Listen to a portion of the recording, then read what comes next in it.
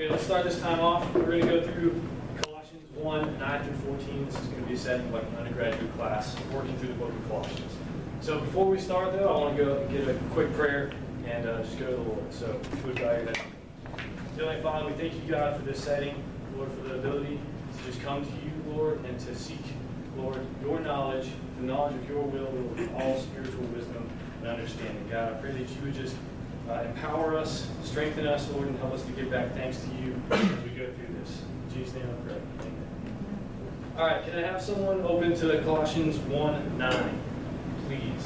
And we're going to kind of work through this to dissect the different categories of what Paul is doing. So first we need to know what Paul is trying to get us to, what Paul is asking for. So Ellie set us up nicely by acknowledging, Paul recognizes what's going on with the saints of Caesarea, and we now are in the midst of this prayer. So can I get someone to read Colossians 1:9? Yeah, go for it. Okay. For this reason, since the day we heard it, we have not ceased praying for you and asking that you may be filled with the knowledge of God's will and all spiritual wisdom and understanding. Okay, so Paul is asking specifically for the saints to be filled with knowledge.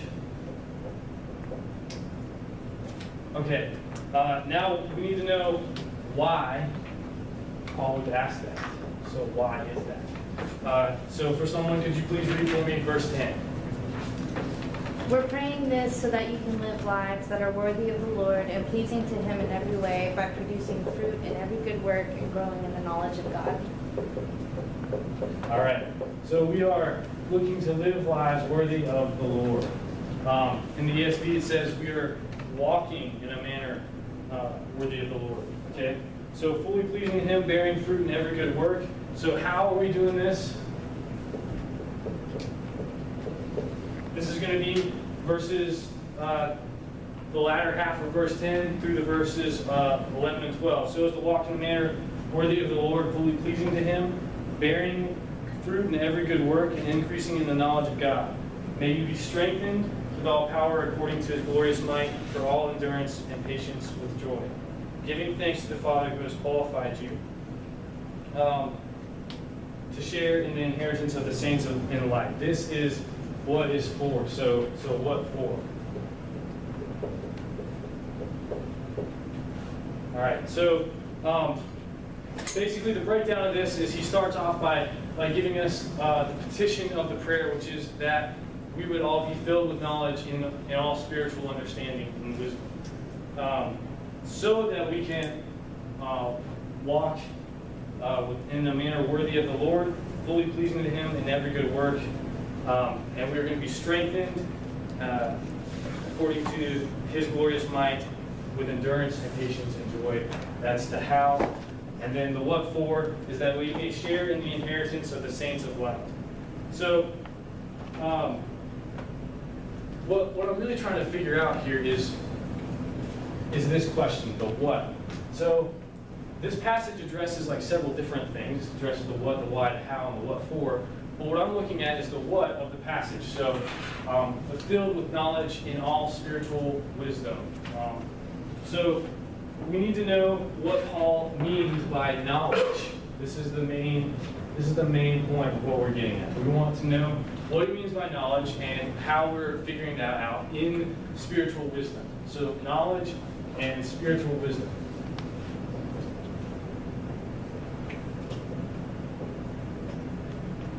Okay, so these two concepts, knowledge and spiritual wisdom, are going to be the main topics of our discourse.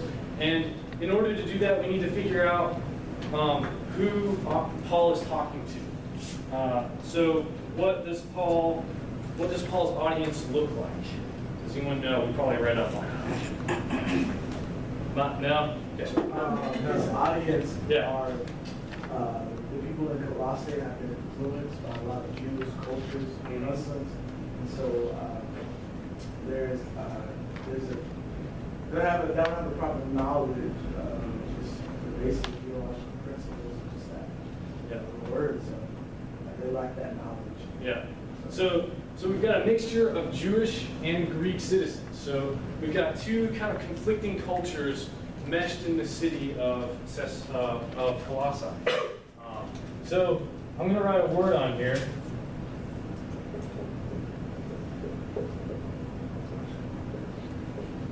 And I want you to tell me what this means. What is this word desire? It's what you want. Is it a good thing? It's desires. Like, what do you think? Are they good or are they not good? Well, Depends on what you okay, so it depends. Yeah, that's good. Okay, but what does it mean to you? If you think, like, typically in our culture right now, in our context, if I say I desire something, is that something I should chase after, or is it something I should just kind of like? I feel like at the foundation of it, I feel like all desire is pure and healthy. But I feel like where it's just bad is what people trying to fill their desires with. Okay, good. I like it. Okay, yeah. So that we've got this kind of positive idea of what desire means. But if we think about it from a different culture, a different perspective, like a Buddhist perspective, what would desire mean for them? Something bad. Desire is the path to, is the root of all suffering. And so some Buddhists will traditionally play down desire. They're trying to eliminate desire so they can eliminate suffering. We want to redeem desire. But Buddhists would see desire as a negative thing. We could see it as a positive thing. What I'm really trying to show here is that depending on what kind of cultural background we have, we're going to have two totally different ideas of what these words mean. The same thing is going to go for what the Greeks and the Jews in this community are going to be thinking about the words knowledge and wisdom. So when Paul says, I want you to be filled with knowledge in all spiritual wisdom and understanding, those terms are loaded with a history behind them. Okay, so the two terms, knowledge, which comes from the Greek word gnosis, that's like the root of it. Here it's used epignosis, so it's a little bit different connotation. But the Greek word gnosis, what already Ellie was mentioning, the heresy of Gnosticism. And so Paul is writing, and he's probably addressing some different heresies that are rising at the time of the letter. One of these is probably a Gnostic idea of Christology. And so what gnosis means is knowledge, but there are some Hebrew understandings that are kind of preconditioning what they're going to think when they see gnosis and what the Greeks are going to see when they see gnosis. So the Hebrew expectation of knowledge is that it is possessed only in its exercise or its actualization. So it's practical. So for the Hebrews, it will be practical,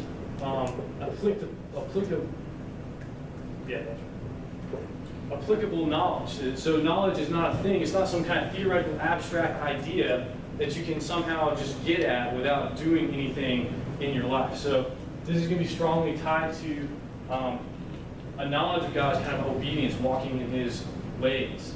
All right. So gnosis for the Greeks is going to be also kind of wrapped up in this idea of the Greek word Sophia,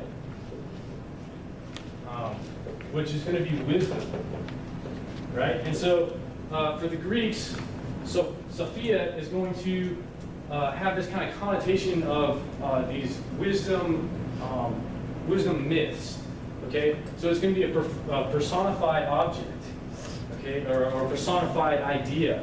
And it's this ideal that they're trying to attain that's going to stand kind of apart from practice sometimes. So when we look at the difference between how Greeks are going to see gnosis, they're going to see this kind of wrapped up in the idea of wisdom as this kind of thing that we can attain.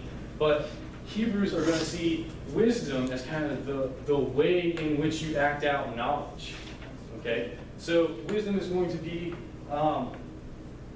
the mechanism and not the substance for the knowledge of the will of God. So we also have to keep in mind that when Paul says that you'll be filled with knowledge, it's not simply that you'll be filled with knowledge, but it's that you'll be filled with knowledge of His will, which is the ultimate knowledge, and really that's the only way that it's going to be lived out. This is the knowledge worth achieving. This is how it all comes back to Christ. So what he's probably addressing are some issues with knowledge that are going to be dealing with this kind of reliance on just being knowledgeable or being wise. The wise human was a high concept in Greek philosophical ideas. They wanted to be the wise person in society, and so it was kind of wrapped up in this kind of hierarchical structure. But we also have to remember that Aristotle is the one who's going to praise wisdom, knowledge, and understanding as kind of the highest virtues. So this is going to be part of the Greek understanding of Sophia. When they see this word Sophia, they're going to think that the Greeks are going to already have this preconditioned idea about Aristotle's highest virtues. But Paul qualifies even this with the word spiritual, so spiritual wisdom. It's different. He's making this distinguishing mark between the difference between the Greek philosophical idea of wisdom, which is kind of the highest virtue, and then this Hebrew understanding of wisdom, which is the fear of the Lord. So wisdom for the Hebrew is going to be bound up with God's law. God's law is the wisdom of God. And now Christ comes and becomes the wisdom of God, the new wisdom of God. So what we can see here is that there's a strong continuity between the Old Testament ideas of knowledge and kind of the way that the Jews at this time would have seen this knowledge. And that simply means that knowledge is not going to be some kind of theoretical idea that they can be detached from and without practice.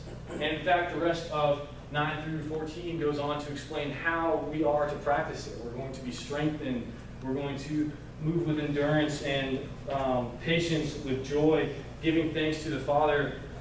And one last thing, we have to remember that it is God who qualifies us.